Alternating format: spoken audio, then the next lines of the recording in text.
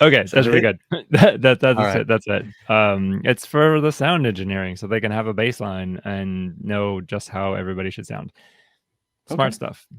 Smart stuff. Smart stuff. Cool. Yes. Smart people doing smart things. Yeah. Smartly. Here's a smart Smartly. question. If you could make any 10 people into virtual immortals, who would you pick?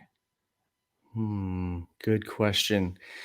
For me, it kind of comes down to what is the best team of 10 that you could assemble. Because I feel like just getting the brightest brains isn't as fruitful because you need kind of some people to figure out, um, you know, engineering and military in quotes, but rather just foraging for food, different Proper things that people governance. need to do. Yes, exactly. People who really care for others. I feel like a good team would be tremendous value. So trying to hit, like, I always think about what would happen if we crash landed. If lost happened to us, and if crash landed on an island and had to figure out how to survive. Um, just identifying different gifts in people and figuring out who's the Hurley, who's going to take care of people, make people laugh, and obviously who's the Jack, who knows his stuff, medically and can take care of people physically, right? But just kind of figuring that out. So when you ask that, I think about not just like, okay, who do I really esteem, but really who would be good together as the 10 immortals and kind of assembling that team. I had actually not even thought of like the team aspect of it, although the way you talk about it, it becomes sort of a pantheon in effect. Mhm. Huh. The other question I thought was like, well, who should actually be entrusted with that choice?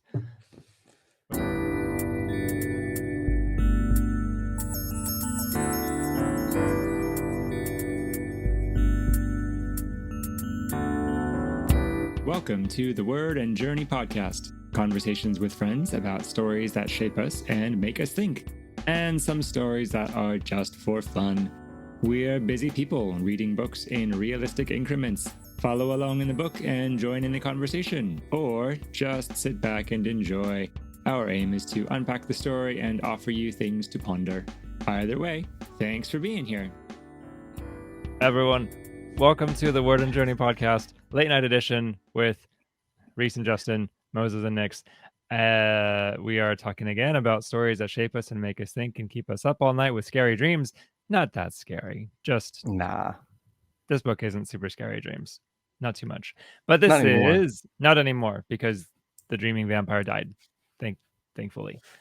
So we are concluding The Passage by Justin Cronin tonight in sort of a epilogue sort of episode, because it was like an epilogue length section of short chapters resolving all of the things and some interesting ethical conundrums I think this one brings up. So that should Hmm. be sort of fun.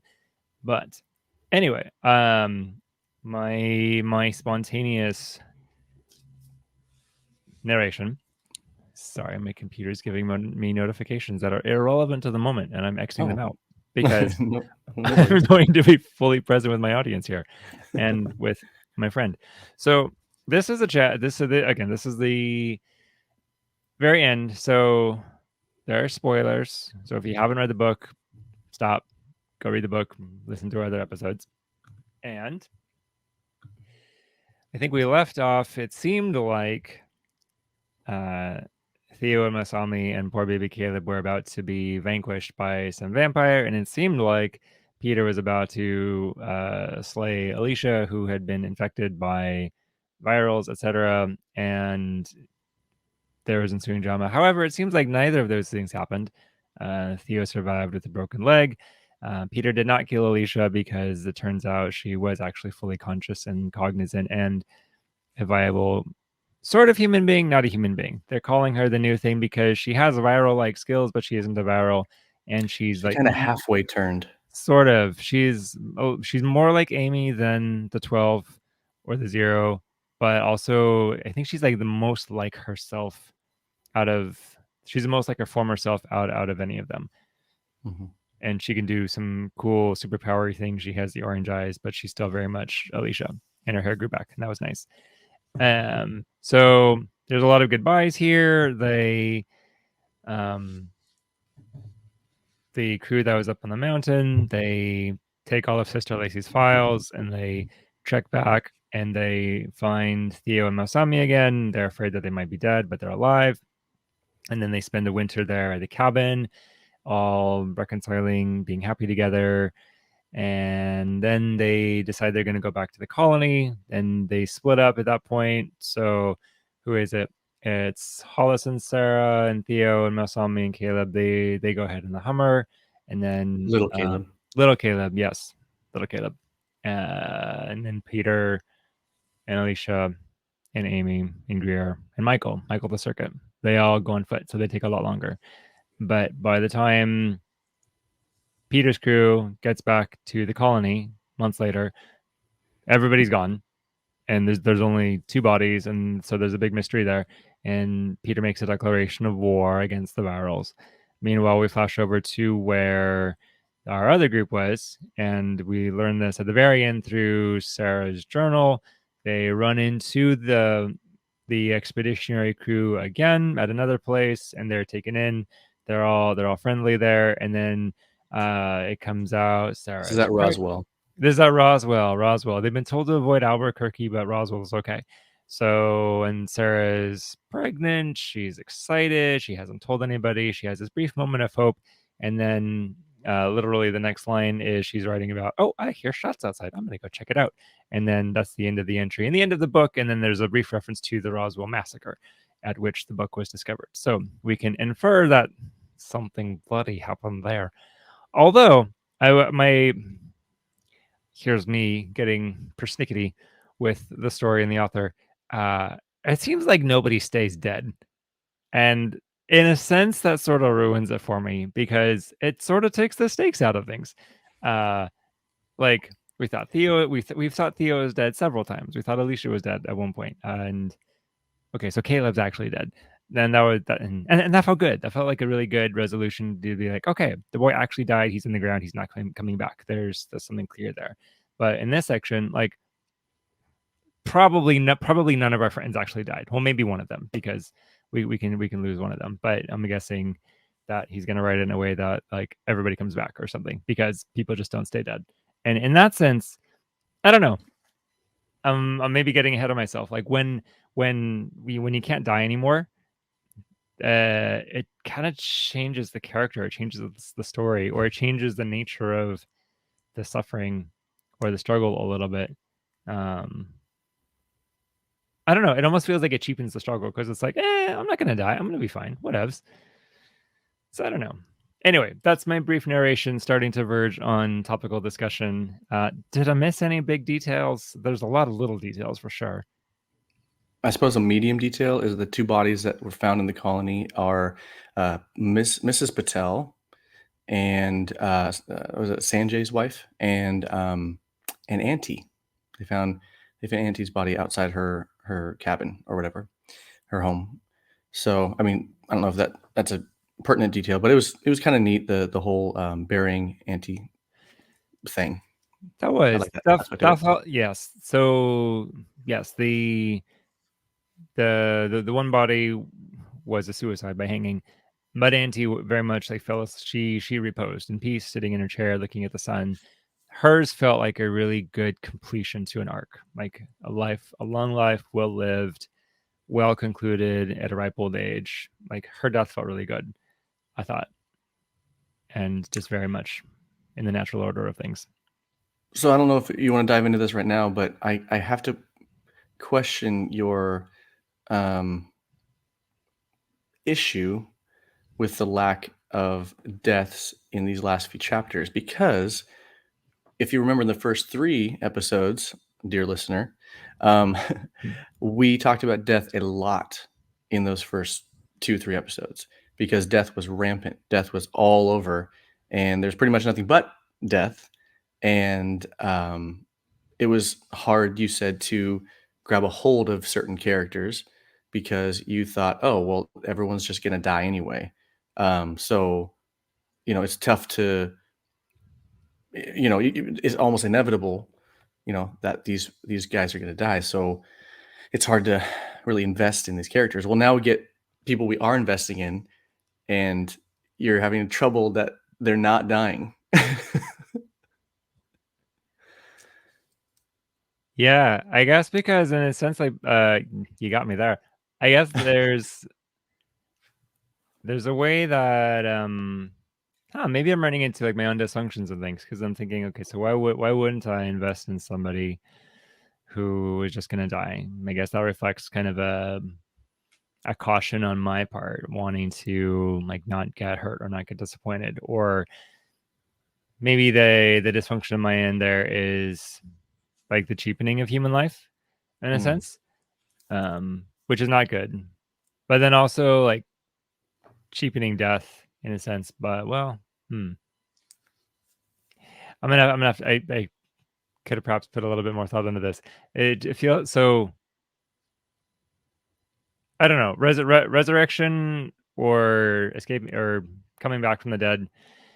I don't know. That's like a sacred thing. It's I don't know. Maybe I'm thinking in terms of like the Christ resurrection. I mean that was major of major importance, and like that's like his thing to do, not our thing to do. I don't know.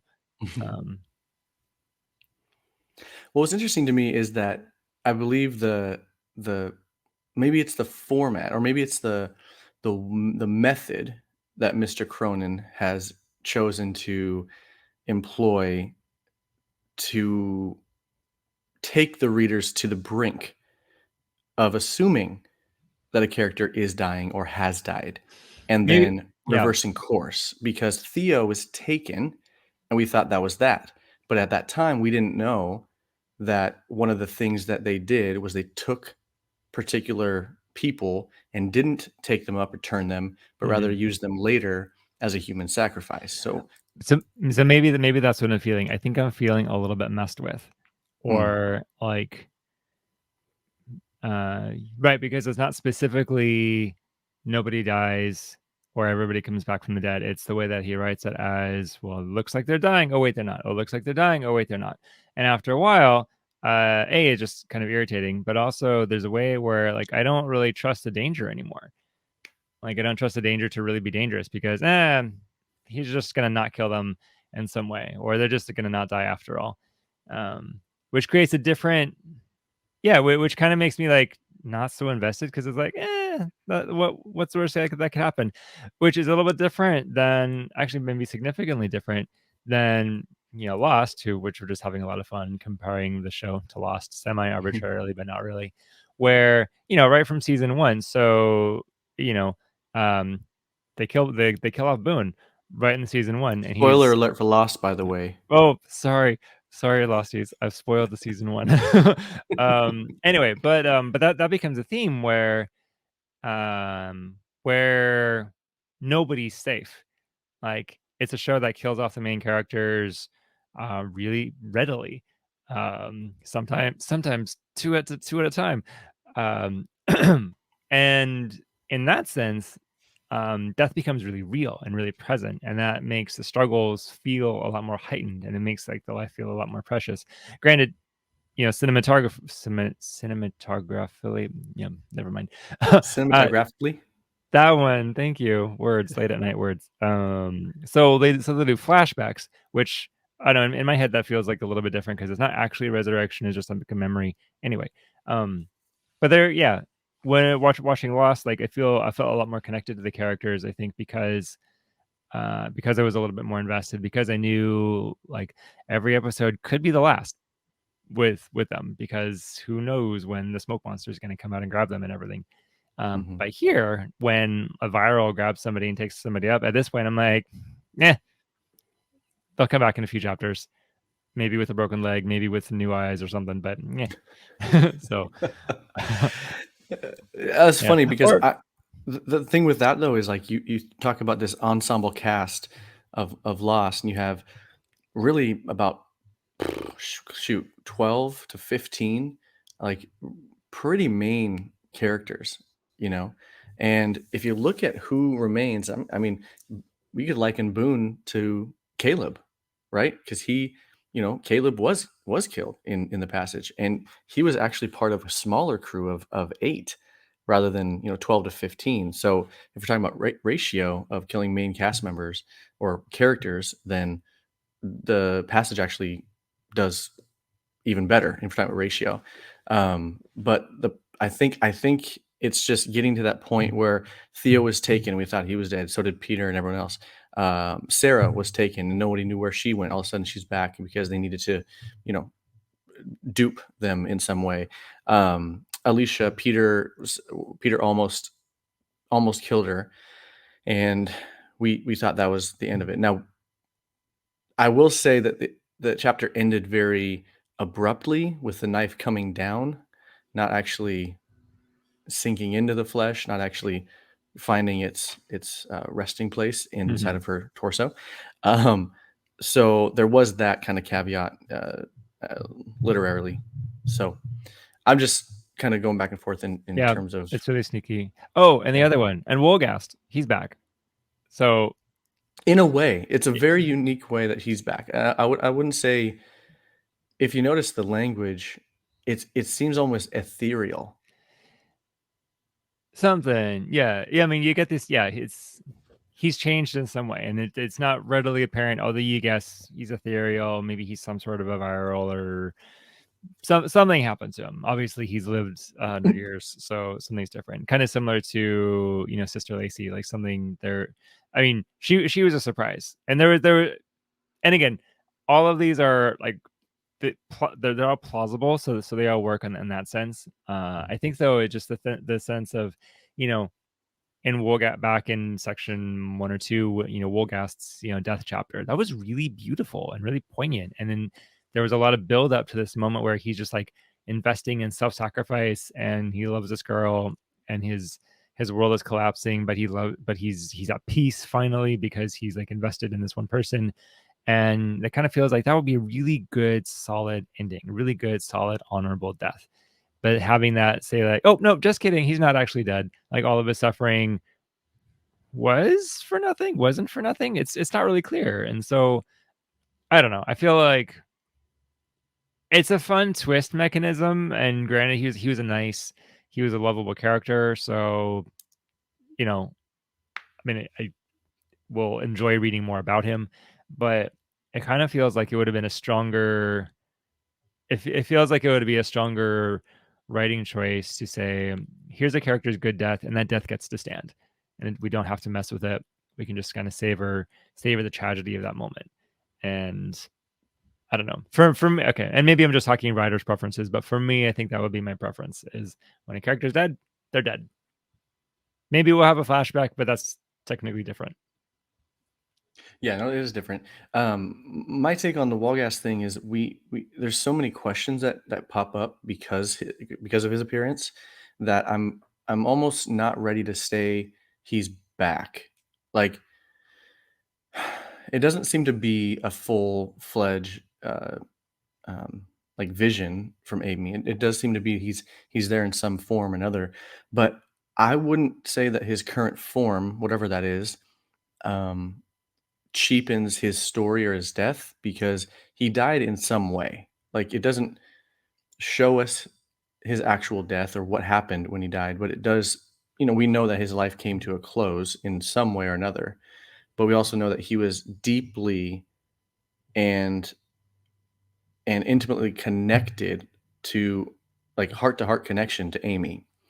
And he became like her surrogate father. And then like you said so well, he had a beautiful story, and he did have an end to a certain degree. The way it's written in the last few pages doesn't make it seem like he's like quote unquote back as a character fully. It just seems to me that the connection is too strong, that the bond is too fortified to be relinquished by you know what a hundred years. And Amy walking around, and we don't even know how often she interacts with him either. That's the other thing. Like, has this happened before? Is this the first time? Is it because one of the guys died, Babcock? We just there's a lot of questions that arise because of this. Yes. So in terms of writing, I mean, it's a well-ended first book, especially if it's a planned series or trilogy, because there's been a good story arc and things are hitting kind of a point of resolution, leaving a lot of questions. So it's a good well-written hook, and yes, that's very well done. But yeah, so I've been thinking a little bit about this question of like death and immortality, the kind of the way it's written. Not not everyone who appears to die actually dies, and so that kind of changes how we experience the characters, how we experience the world, how we experience pain and suffering, etc. And there is also this question of we started the episode with this, if you could make a few people immortal, who would you make? And that's based on the story detail where who is it? Dr. Jonas, he left 12 vials of the most refined form of the virus. One of them made Amy who she is. One of them made Alicia who she is. And then Peter decides he's gonna take one also and see what happens. But before he can do it, Amy destroys the rest of them. So that chance is lost. So it raises the question, the ethical conundrum. If you could make some people immortal, who would you make? Which raises the other ethical conundrums. If you could make some people immortal but not others, should you? Reference to Jurassic Park and that maxim. And then the other conundrum of, well, if certain people can be made immortal but not others, who gets to choose? And then what criteria? Should they be a specific team representing some certain demographic group, something, or should it be random, et cetera, et cetera? Within this whole other conundrum of, invoke the idea of like the transhumanism, we're making a new kind of creature, or verging into that territory of saying we're going to take the human person, the human genome, and we're going to change it into something else, aiming for more than we are, more than who we were made as, and everything. And yeah, what do we do with that, and should we do with that? It's I must collect thoughts. What are your thoughts here? Well, I will say that one of my choices would definitely be Denzel Washington. He's got to be immortal. I mean, come on. I mean, there are not many people that would disagree with that. One of the greatest actors to have ever graced our screen. I mean, you got to make Denzel immortal. And the other one I would look to, and this would probably be controversial, is someone who I think did a lot of really good stuff. A lot of questionable stuff. Probably stuff he shouldn't have done. But he got so much, yet his life was he did so much, yet his life was cut short. And that is Mr. Tupac Shakur. I think if we were to go back and make him immortal, I think about all of the art he would have been able to do. And yes, I call his music art. Definitely. Music snobs. But not only music, but he was getting into acting too. And he was a poet. He could, rose that grew from the concrete. Anyway, I didn't mean to be like get us too far off track, but Tupac would definitely be someone I'd make immortal. So that's what I kind of look for. So there's always also the artists that I would want to make immortal. But that question is, who gets to choose? Right, Man, because it's a good question. How could someone remain unbiased or objective in the selection? Because it's like, I mean, nothing against Denzel or Tupac, but I mean, I might choose different people, or I might choose different artists. If again, going on that criteria of like whose art do we appreciate, whose art do we need to preserve? But then, like you were saying earlier, I mean, that's only one sphere of life. I mean, should we have engineers? Should we have people who make weapons? Should we have politicians? Should we have scholars? Should we only have educated people? Or should it be, if somebody comes into this power, like what could have easily happened in the story? Peter has these 10 vials. He has like, half as many close friends right around him, why not just make his immediate tribe immortal, and then they become like the immortal pantheon, just kind of by default or something. Hmm. And then like all of the rest of the world misses out on that opportunity. And if there are only 10 vials ever, then like what about future people? I mean, what if a worthy person is born in like 50 years or something? So it's a heavy choice. And which in the story, Peter grapples with it quite a bit. So that's good. He's not just being cavalier about it. Um but still, Well, he also knew too that it came with an enormous risk involved, and that's why he offered himself as the first, guinea pig, if you will, to test it out.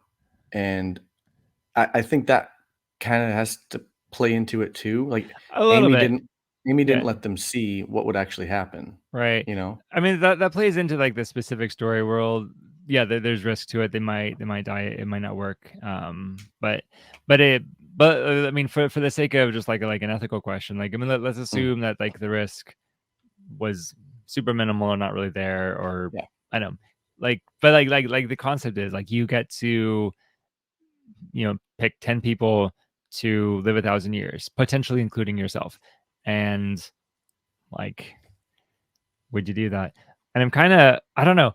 As I'm watching it, I think there's definitely a part of me that would have liked to have gotten one of those vials and to live 1,000 years and to just like see that much history and context. And that's actually one of my favorite little bits about reading the Old Testament is these people who just had these really, really long lives and got to see Hmm. so many centuries of growth and change. And in such a turbulent time of history, anyway, that would have been really great. Um, I have aspirations to make it to at least 100 myself, which obviously is not completely in my control, but I'm trying to.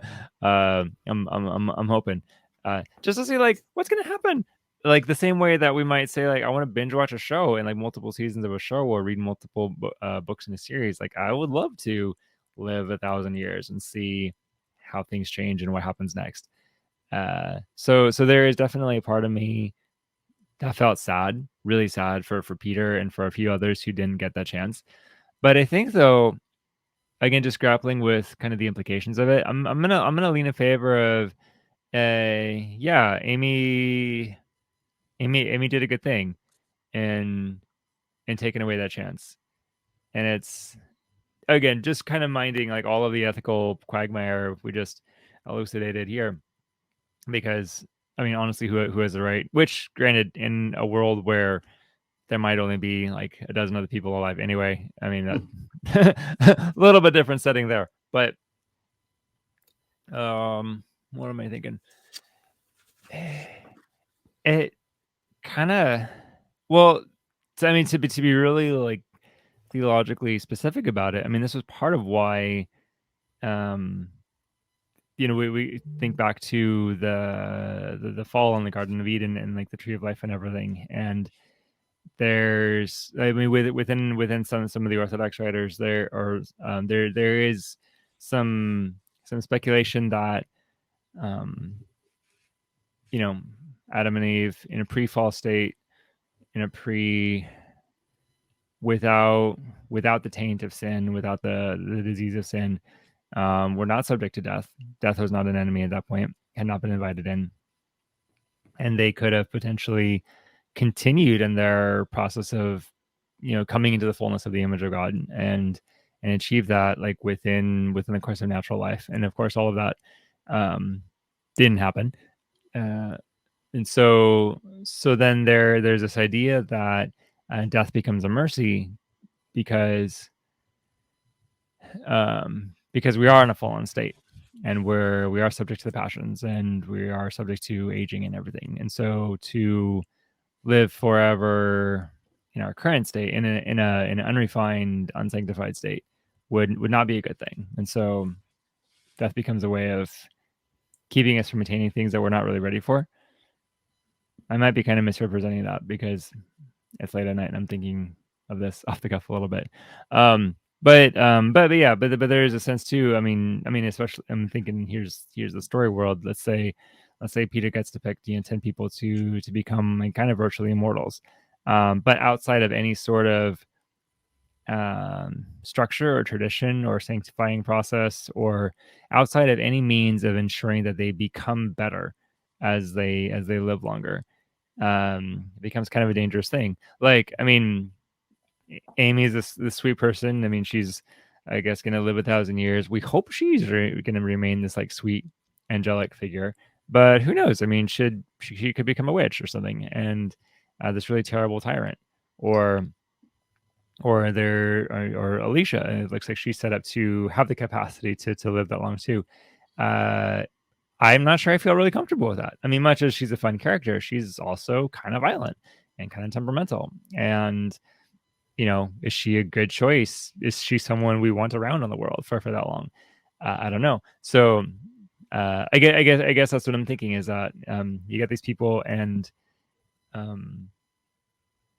apart from any sort of process of theosis, sanctification, some sort of like tradition to make one better, it becomes kind of this dangerous thing, I think, to live just like unregulatedly long. I think that's where my idea of the team concept came from, because I think there should be a system of some sorts of checks and balances so that all the 9 of your immortal, what do you call it, pantheon, are keeping you in check, making sure you're not going off straying too far. I would actually comprise my team quite a bit of theists, by the way. I don't know if I want all 10, but maybe all 10 for at least the beginning. Like, and of course, hopefully these 10 can procreate and not make other immortals, but at least pass on their traditions and belief systems and everything, good way of life to their lineage. So yeah, I would think that the selection process to select the selectors would actually probably be even harder than the actual selection process to choose the 10. Maybe the committee has to be, I don't know, 50, 100 people, rather than just a select couple. Yeah. This is reminding me a little bit of the movie Deep Impact. Well, I mean, I'm sure this trope has appeared in a lot of stories. But you saw the movie, right?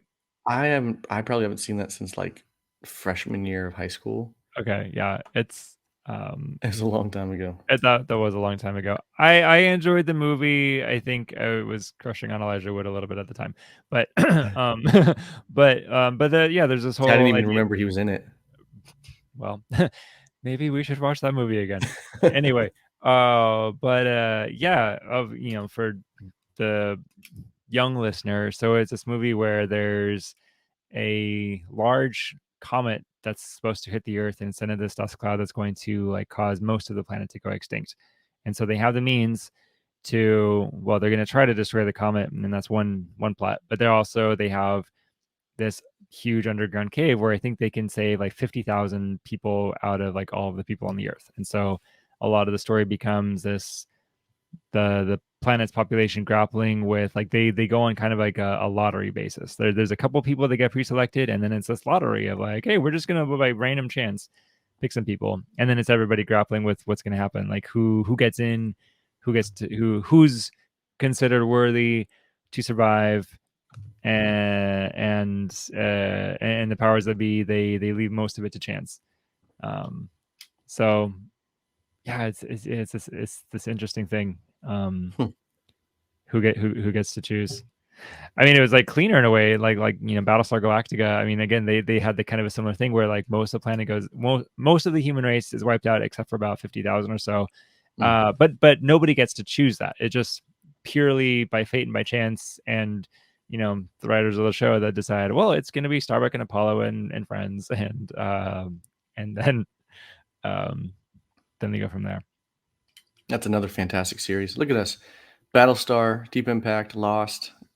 We got We're giving the people the good stuff right here. Yeah, there's some good shows out there. Anyway, I think I'm going to come down on, yeah, it was probably a good thing to remove that choice, remove that burden. Painful as it is, it's super painful to see it go, because it seems like it would be such a treasure, like immortal life, the fountain of youth in a vial. That there's something really exciting about that, but also like we just don't know. We're finite creatures, and even we get like more finite creatures in the same room, all trying to make the same decision. I mean, we're not going to make a perfect decision, and I don't know. Okay, I know it. I know what to do. You get take the seven spheres, seven pillars of civilization, and you take like, let's say 20 or 25. That's a good number. 25 individuals, men and women, in each category, right? And then you put them in these isolated tests, like I don't know. It's some sort of simulation And you chamber make or them something. sing every week. Oh, okay, maybe they sing. But no, then they're in these isolated chambers, right? These simulations thing, and they don't know what tests they're doing. They're just living, they're working, they're bringing their gifts, their talents, their abilities, all that stuff to the table.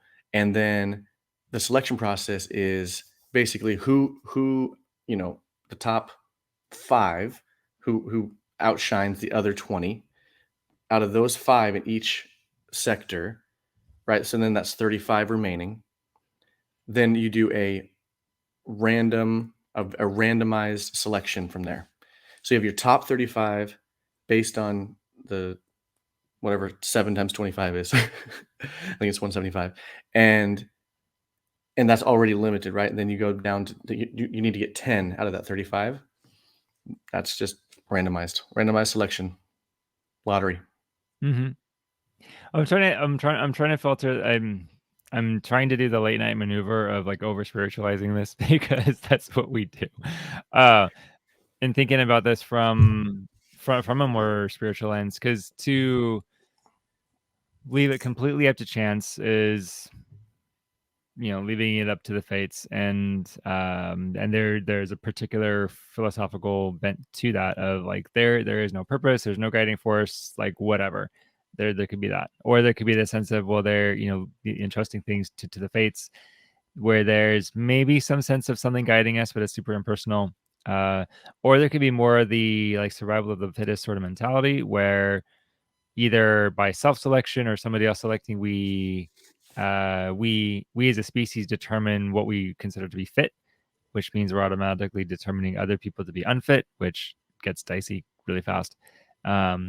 And it kind of supports this idea of like really like strengths-based humanism, in a sense, where we look for particular strengths. But I'm also thinking of the verse in the Bible where it talks about God using the foolish things to confound the wise, which part of that I think is talking about the whole phenomenon of God taking on flesh and then dying. There's an inherent absurdity to that, which is part of the wonder of it all, but it's a tripping point for a lot of people. And I don't know. I'm trying to think, not to be like supremely spiritually goofy, but like who would Jesus choose, sort of thing. And I'm wondering, I'm not sure it would be like the super skilled sort of people.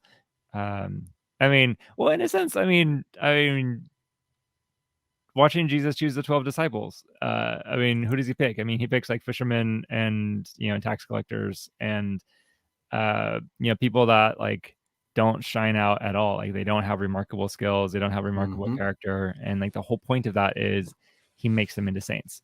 Like he makes them through the relationship, through the ongoing process of being with him, like they are sanctified, they are changed in communion with him, and that's the whole glory and wonder of how God does things, is he takes these weak things, these outcasts, these runts of society, and then he brings them to the fullness of their glory. And it's a kind of glory that a lot of people won't see because they're looking for like wealth and riches and big muscles or something. But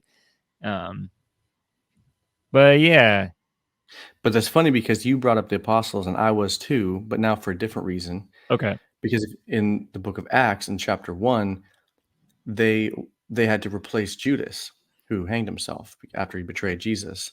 And how did they do that? They actually did it by lot.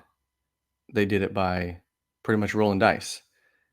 And so if we're talking about, well, who would we choose if it's randomized by chance or whatever? I mean, Yeah. if you believe in the sovereignty of God, you very much Right. could believe that he had someone in mind and could, you know, move pieces around to make it so. Mhm. They did cast lots, but that wasn't all they did. They also prayed a lot first. And so Of course, of there's course. this combination of we are praying, we are trusting God, and then we come to the point where we've come as far as we can. So we'll put it in God's hands, we'll cast lots, and we'll trust that God will guide us, in there and all of that. So Mhm, it's not purely random, and it mhm. was only narrowed down to 2 people in that case. But it's yeah, kind of a hybrid there. Yeah, it's co-laboring, right? Yeah, That's like we have a part to play. God has a part to play. Doing something with him is believing that he ultimately is in control, but then he delegates some stuff so that we can have a part to play as well. yeah. And speaking of the 12 uh, apostles, but not really, um, what's interesting about the passage is that, just like you said at the end of the narration or the overview, Peter pretty much like he declares war on the remaining virals. Babcock's dead, so they got that guy and all his many out of the way. But they are probably rightly assuming that the other 11 still have theirs, and just like the common trope throughout especially the last quarter of the book, if not the last third, has been they all go home. They go home, and so now that they have the information about where each of them lives, I'm assuming that they're going to go find these other 11 and somehow, some way, take care of them. I think But that's what's insinuated. yeah, I was inferring something similar, which sounds like a really fun premise for a few books, and sounds like some really, really grand adventures. Really clearly articulated. Here's a goal with motivation, and I'm sure there's some conflicts along the way. Like this would be really impossible to do, and probably they'll have some fights along the way. But yeah, no, that sounds really good. Sounds really exciting. So Yep. yeah. Yeah, no, it's been a great it's been a great read. There's been some really fun concepts. I would so in reflecting on the story as a whole, what are some overall themes that are coming out of the story? One of the I'd love to hear your thoughts. One of the thoughts, if Mr. Cronin's teaching us something in how he writes Hmm. it, maybe he realizes he's teaching us, maybe he doesn't, but he is. It seems we need community. We need people Hmm. around us. What the people on their own here Family. don't do so well. Yeah, and it's the people who are able to travel in packs that that do well. And it's not just that they can survive more; it's that they have more of a reason to live. Because there's not just physical hurdles. There's also a lot of psychological hurdles to get through, and it's the people who are connected and have a sense of these are my people and this is my tribe. Even if it's just like in the case of a Wolgastonemi, even if it's a community of one, he has a sense of there's one person other than me that I need to care about, and that is enough for me to get out of my head, to get out of my own pain and self pity, and have a purposeful life. And so I would say that's one of the main lessons of the story. Um, what do you think? I think faith is a big component of the story. Um, there's there's faith in really the supernatural. I mean, you're talking about. I mean, they kind of proved it with the chip in her neck, but this girl walks in and she seems to be what 13 years old, but she claims, or but she says she's 100, and like there's faith in that. And Peter, being someone who now was saved by her when they first meet, by way of her literally lying on top of him to shield him from the other virals on the top of the, I think it was the carousel. I mean, there's just faith, I think, built up in that. Um, Faith that there are other communities out there that we can go link up with. Faith that people, that most people have, good intentions and want to survive, and not treat them poorly. And then that was almost really, that was almost fully ruined when they went to the Haven, right? And like that was, I think their faith was shaken in that time. But then they met the people from the military, and I think it's kind of a little bit restored in that moment. So I think faith plays a big part in this, especially when you're dealing with things that are so big, like bigger than themselves. And also a hope kind of follows right in line with the faith, if faith is the engine, the hope's the wheels that get them there. So I think those two pieces comprise a big portion of the themes of the book. Yeah, there is a lot of like holding on to something beyond myself, something beyond the moment that is pretty impactful. The other thing I think that comes out is that we really need history. We need our stories. Yeah. I mean, most of the book we spend with characters whose history only goes back 100 years or so, and that's not very long. Well, granted, they have a really clear sense of who their ancestors are, like they're the immediate ancestors, and that's pretty cool. Um, but yeah, they have almost no concept of what the world was like before, and so they're just this very essentially like starting fresh people and having to make up for themselves. Like, how do we want human society how do we want human society to be without any frame of reference? And that's a really tricky thing.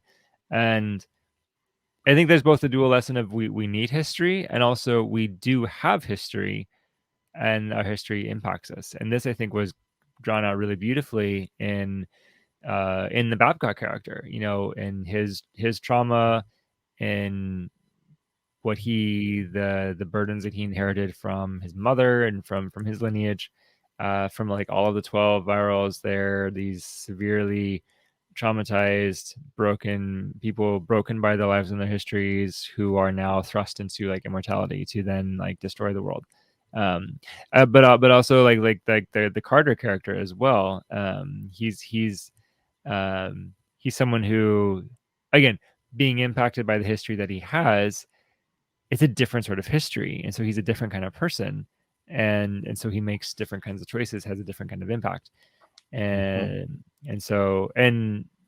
there's a way even to Amy doesn't have quite the, I don't know, she doesn't have like memory loss, but just her being so wound up in her head for so long, she seems to like fade in and out of awareness of her own story. So as she connects with people more, it seems like she's able to connect with her history more and become kind of a more lively character. But all that to say, that feels like one of the other lessons of the story is that we need we need to know where we came from if we're gonna really know how to be moving forward. Otherwise, we have no point of reference. We don't know what we're doing right or wrong, or what we should be doing differently, or we don't know the things that are still affecting us, whether or not we pay attention to them. Mm-hmm. Yep. Absolutely. So I have a challenge for the listener to go find the oldest person you know and have lunch with them or afternoon tea, and just ask them to tell you stuff. Well, Could just like be, we said last time, what was it? 4 words. Tell me your story. yeah. Tell me your story. Tell me your story. What do you want me to know about you? And see what happens. I think it would Mm-hmm. be valuable, not necessarily happy, but it'll be valuable. And we need to have more moments like that where we reach back and hear from our elders and preserve our histories, preserve our stories, so that we might better inform our trajectories. Yeah, well said. So I have a question. Actually, I have multiple questions because I was kind of curious your thoughts on a couple things that happened in the last section here. One, we find out that the viral who attacked Peter out of nowhere was Galen, and that was a little bit surprising. Secondly, that he believes Peter does, or no, sorry, Theo. Let me change that. The viral who Okay. attacked Theo in the barn was Galen, and he still has no idea who shot Galen, the viral. He didn't see anybody. Mouse was in the car with the baby. She didn't see anybody. They both assumed the other did it, but neither one was near nor could have used the gun. So, one, how did Galen find them? That's an interesting little small twist there. And two, who's the ghost or the guardian angel who saved their lives? Um, and three, a bigger question too, kind of related, is what the heck happened to the colony? Right?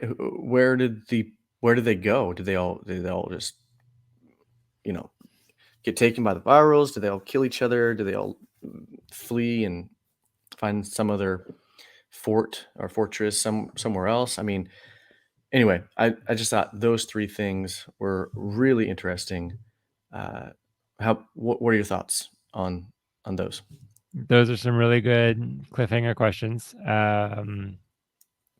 I could just assumed it was Wolgast for some reason. That was Hmm. the guardian angel. He was the only potential wild card that came to mind that kind of made sense. But I don't know. It could have been anybody, I suppose, or somebody from the colony, maybe. Uh, and the way it was painted was either that Galen was either still infatuated with Masami and wanted her back, or he was angry at Theo and wanted vengeance or something. But either way, I mean, both pretty strong motivations. And I don't know, that part didn't feel super mysterious to me because it was just like, oh yeah, so he's a viral, super senses, super speed, super strong, super impervious to elements. Of course, and there's been enough passage of time. Sure, he'd find her or track her down because they were both kind of headed the same direction anyway. So I don't know. That part didn't feel super surprising and kind of made sense. Hmm. Um, yeah. In terms of what happened to the colony, I don't know. I mean, I know um, that one's the big question mark. That one's not really up for interpretation. That's just like no clue. It's kind of strange, yeah, yeah, especially if there's yeah, only one body who uh, killed herself at the yeah. back there in the kids' room, and then Auntie. Yeah. Something like that though, I don't know, that doesn't feel bothersome for me because I think at this point, I mean, I know I've, picked at, Conan's writing style a little bit over the episodes, but, he's done a really good job at setting expectations and building trust with the reader. Like at this point, I can trust that, okay, so this whole colony's disappeared. He's going to come up with some fun twist or something that will make sense. Hmm. So I don't know.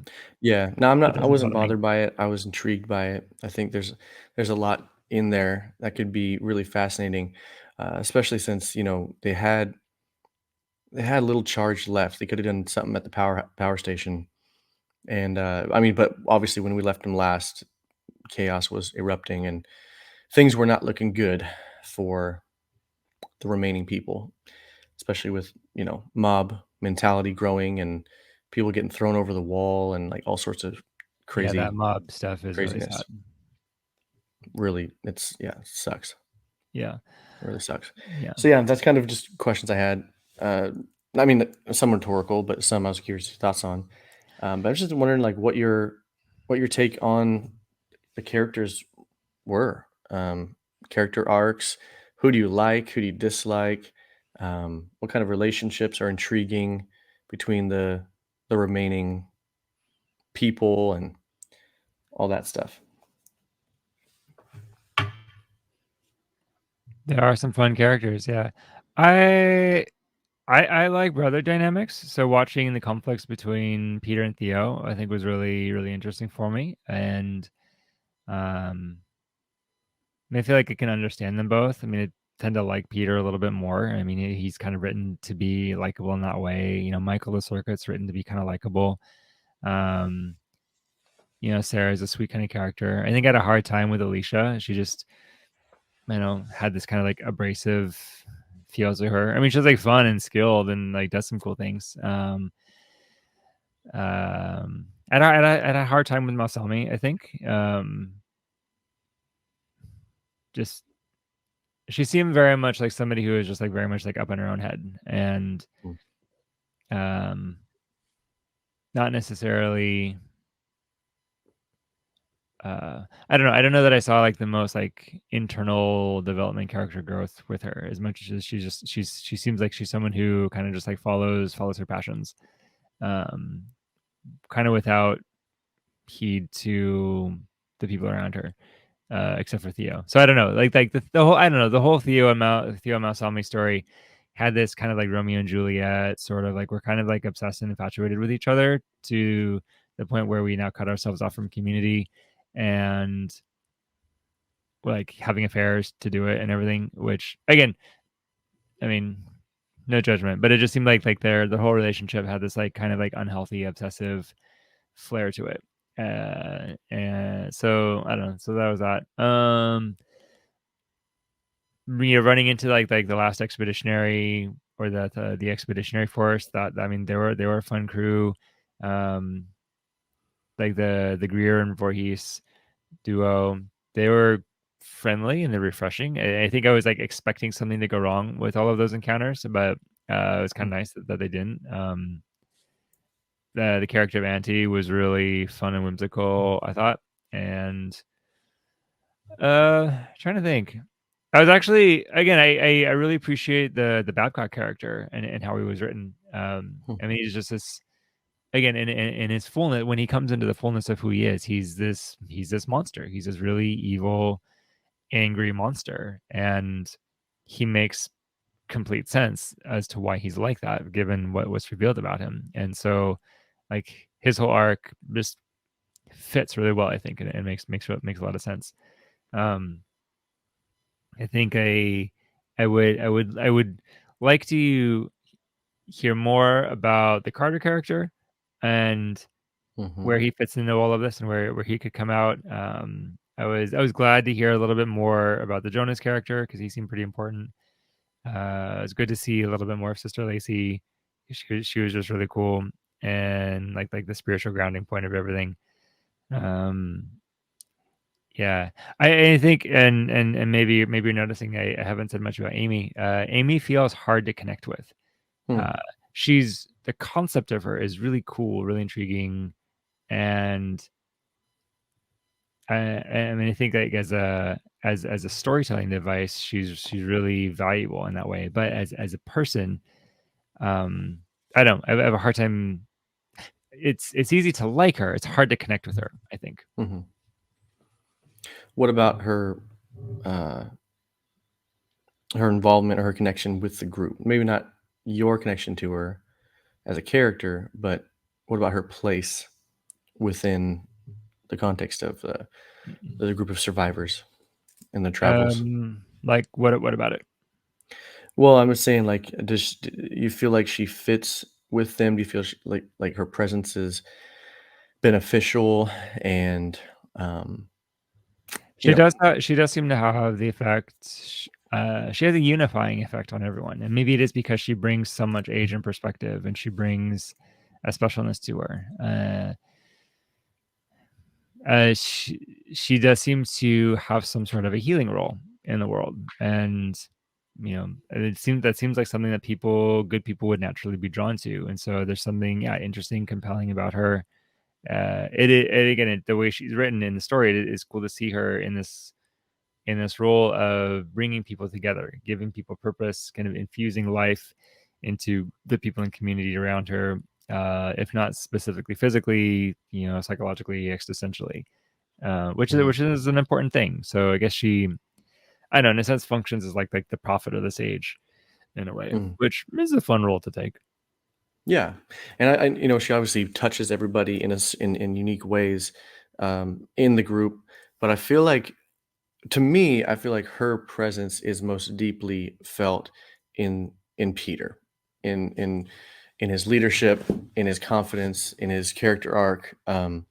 I think she is vitally important to Peter's growth, and I think that's one of the main things. I like her as a character. I think she's fascinating, extremely fascinating, and I'm okay. I'm okay with a lot of mystery as long as it keeps on. At least as long as there's like some crumbs, to still follow, to try to get to know this character more, and that's what Cronin does. Like he gives us just little glimpses, little bits of Amy's personality or perspective, her vast knowledge, Yeah. and I think where I feel like her presence, her personhood is most keenly felt is in the trajectory of Peter as a man, as a leader, as a um, like as a bold person coming into his own. I did appreciate that, and I appreciated how it was done in a really non-romantic way, like Yeah. non-romantic, not sexual. Hmm. So that was nice. I like Yeah. how the story is not a romance story, and granted, I mean some people have sex, but like it's not sexually charged, which is kind of Right. refreshing. So Yeah. that was nice. Yeah. Agreed. I know you mentioned brothers earlier. I'll tell you this, if I may, real quick. I really, really liked the Peter Theo conversation at the end. And there's some circumstances in my life right now, and it has been like this for quite some time with me and my brother. And it's interesting because after reading that dialogue, uh, we get to the point where Theo basically says, like, Peter, I believe in you, and I'm proud of you, and I believe in you, that sort of thing. And it hit real deep, it hit hard, um, with me and thinking about my brother, who's also named Jeremy, just like yours. Oh, that's right. And Yeah. yeah, we both have brothers Jeremy. But and so what's really really awesome is I reached out to him right after I read that paragraph, and we set up a coffee. So it's just and like I said, I'm not going to go into detail here on the pod, but it's it was just really beautiful how they spoke to each other, and that kind of that validation, that Theo gave Peter, and the affection that they both had for each other, even though they both show it differently, even though they're both expecting it in different forms,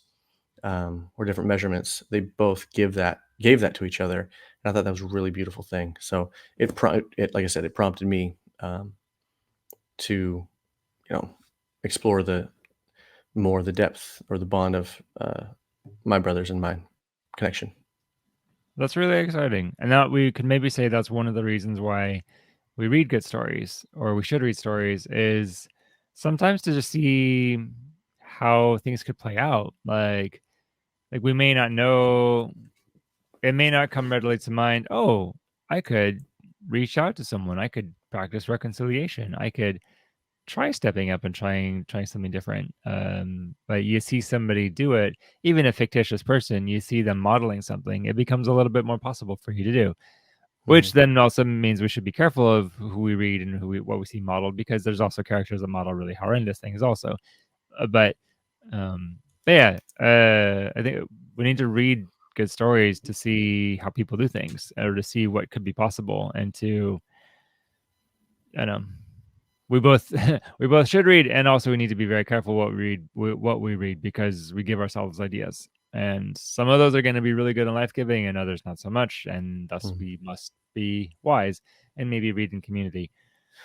So yeah, Yeah, that's a good call. y'all should find yourself a good book club podcast and read with some book club podcasters. Oh wait, I'll volunteer. I think I know of one, Word and Yeah, Journey.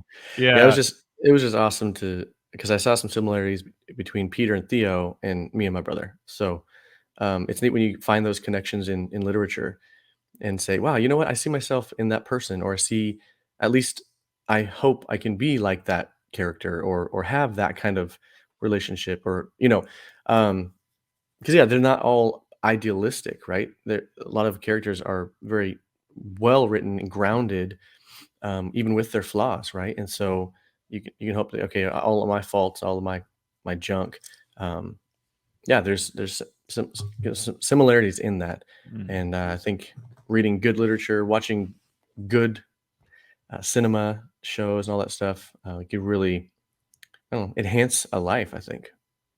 I think so. All that to say, we have arrived at the end of the passage. The passage has taken us on a wild romp and spit us out here. So we will conclude the book and the show, and we're gonna go to bed. Yeah, you made it. Good I job. made it. If you guys, if we missed anything, let us know, Yes, or we do like whatever. comments and dialogue. Right. Anyway, so yeah, thank you, listener, for tracking along with us. Hope you enjoyed the book. We will be bringing other great stories to you at some point. I forget exactly what order everything's coming out, but you may have just gone through a series on A Boy's Life, which is another fun recent classic, and you may be getting into The Picture of Dorian Gray coming up soon, which was another fun classic that I was very excited to read. Finally. That one was interesting. Anyway, Who'd you read that one with? Joel Summer, a local Portland poet. You'll want to know about him, very much so. Nice. So, anyway, Well, this was fun. This was awesome. I really enjoyed going through the passage with you, and anyone else who's reading with us.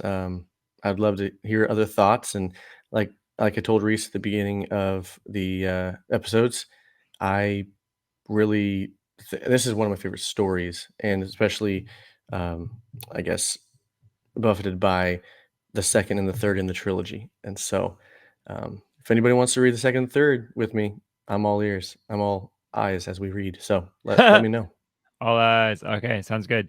Yes, reach out to Justin if you want to connect with him. He's a good guy. If you want to connect with me, I'd love that too. Check out my Patreon, patreon.com/MosesBarnaby. Join our writers community for a few dollars a month. That helps me stay on the air. And like and share the show. Please give us good reviews and tell your friends, and read some books and Read books. Seriously. read books. Thank you, and good night. Good night, everyone. Word and Journey is a podcast by Moses Barnaby. If you like what you hear, consider supporting the show with dollars, reviews, or shares, or all of the above. Word and Journey can be found on most major podcast platforms and on my author Patreon at patreon.com/MosesBarnaby. Moses Barnaby can be found at mosesbarnaby.com. Contact info for my most excellent co-hosts can be found in the liner notes. The podcast logo was designed by TJ Todd, with additional development by Moses Barnaby. The theme music is by Aaron Esparza. This episode was mastered by Breakfast Puppies. Thanks for listening, and see you next time.